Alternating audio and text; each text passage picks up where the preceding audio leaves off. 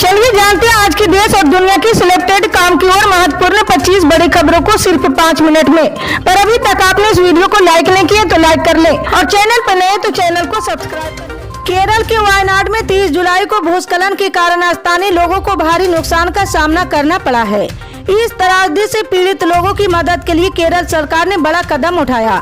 जी हां, मुख्यमंत्री पिनराई विजयन ने सोमवार को विभिन्न बैंकों से केरल के वायनाड में भूस्खलन में मरने वालों और प्रभावित लोगों की कर्ज माफ करने का आग्रह किया है।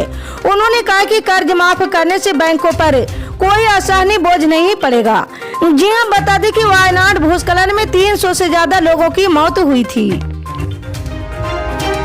केंद्र सरकार ने सोमवार को सुप्रीम कोर्ट में दायर एक हलफनामे में तर्क दिया था कि 3 तलाक की प्रथा विवाह की सामाजिक संस्था के लिए घातक है और ये मुस्लिम महिलाओं की स्थिति को बहुत दयनीय बनाती है। जी हां, सरकार ने कहा कि शीर्ष अदालत द्वारा 2017 में इस प्रथा को रद्द करने, जिसे कुछ मुस्लिम समुदायों के बीच वैध माना गया था, उन समुदायों के सदस्यों के बीच इस प्रथा द्वारा तलाक की संख्या को कम करने में पर्याप्त उपाय के रूप में काम नहीं किया है। पीपुल्स डेमोक्रेटिक पार्टी प्रमुख और जम्मू कश्मीर के पूर्व मुख्यमंत्री महबूबा मुफ्ती की बेटी इल्तिजा मुफ्ती आगामी विधानसभा चुनाव लड़ेगी। जी हां, इल्तिजा को अनंतनाग के बिजबेहरा निर्वाचन क्षेत्र से उम्मीदवार बनाया गया है। बिजबेहरा मुफ्ती परिवार की गिरा सीट और गढ़ भी है। जी हां, 37 वर्षीय इल्तिजा का ये पहला चुनाव होगा। पता चला है कि महबूबा विधानसभा चुनाव नहीं लड़ेगी। जी हां, पार्टी आज दक्षिण कश्मीर के निर्वाचन क्षेत्रों के लिए उम्मीदवारों की पहली सूची जारी करने वाली है, जहां 18 सितंबर को मतदान होना है। राष्ट्रवादी कांग्रेस पार्टी के प्रमुख शरद पवार ने प्रधानमंत्री नरेंद्र मोदी के स्वतंत्र दिवस के भाषण पर सोमवार को कटाक्ष किए हैं। जी हां, 15 अगस्त को अपने भाषण में पीएम मोदी ने एक राष्ट्र एक चुनाव का समर्थन किए थे। पीएम मोदी ने 78वें स्वतंत्र दिवस पर राष्ट्र को संबोधित करते हुए कहा था कि बार बार चुनाव होने से देश की प्रगति में बाधा आ रही है।